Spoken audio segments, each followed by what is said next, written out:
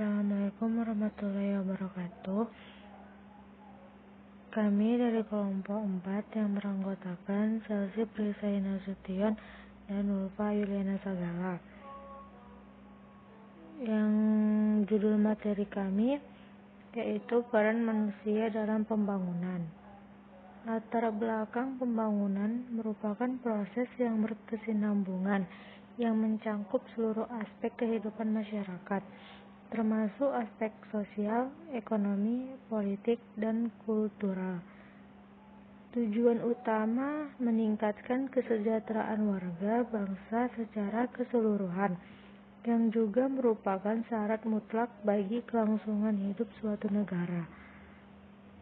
Peran manusia dalam pembangunan sangat berpengaruh dalam pembangunan teknologi dan pembangunan dunia. Dengan kata lain, sumber daya manusia yang bermutu menjadi salah satu faktor yang penting dalam perkembangan teknologi dan pembangunan dunia. Pembahasan yang pertama yaitu pengertian pembangunan, yang kedua manusia sebagai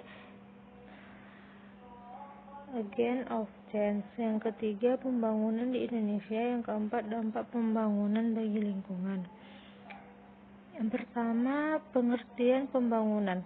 Pembangunan adalah hasil dari kegiatan dan program yang dibuat oleh pemerintah yang peruntukan bagi masyarakat untuk menunjang pencapaian kesejahteraan sosial, tujuan ekonomi sosial, demografi, politik, dan sebagainya dengan cara meningkatkan pembangunan. Pembangunan di Indonesia dari yang pertama yaitu Orde Lama.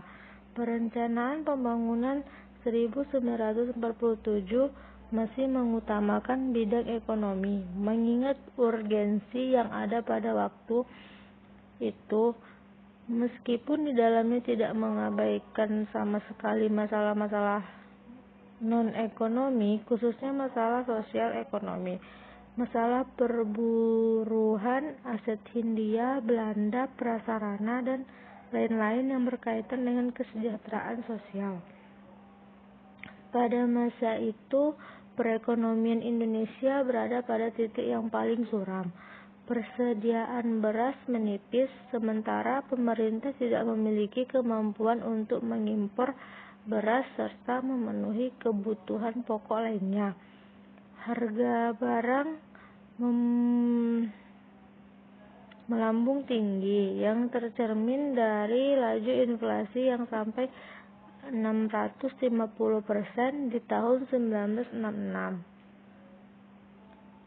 Pada masa reformasi, setelah terjadi berbagai guncangan di tanah air dan berbagai tekanan rakyat kepada Presiden Soeharto, akhirnya pada tanggal 21 Mei 1998, Presiden Soeharto mengundurkan diri dari jabatannya sebagai Presiden Republik Indonesia dan menyerahkan jabatannya kepada Wakil Presiden B.J. Habibie. Peristiwanya menandai berakhirnya kekuasaan Orde Baru dan dimulainya Orde Reformasi. Perubahan paradigma dan pendekatan dalam perencanaan pembangunan nasional dan daerah semenjak ditetapkannya Undang-Undang Nomor 25 Tahun 2004 tentang Sistem Perencanaan Pembangunan Nasional, Undang-Undang Nomor 32 Tahun 2004 tentang Pemerintahan Daerah, Undang-Undang Nomor 17 Tahun 2007 tentang RPJP Nasional tahun 2005 sampai 2025 dan PP Nomor 8 Tahun 2008 tentang tahapan tata cara penyusunan, pengendalian, dan evaluasi pelaksanaan rencana pembangunan daerah. Dampak pembangunan bagi lingkungan. Banyak sekali kasus pencemaran atau kerusakan lingkungan akibat dari pembangunan, seperti beberapa hal diantaranya yaitu banjir, longsor, sungai, air yang terkena limbah, rusaknya pepohonan di hutan, dan spesies hewan yang nyaris hampir punah. karena daerahnya dirusak. Sekianlah presentasi dari kelompok 4. Jika ada kesalahan kami mohon maaf. Assalamualaikum warahmatullahi wabarakatuh.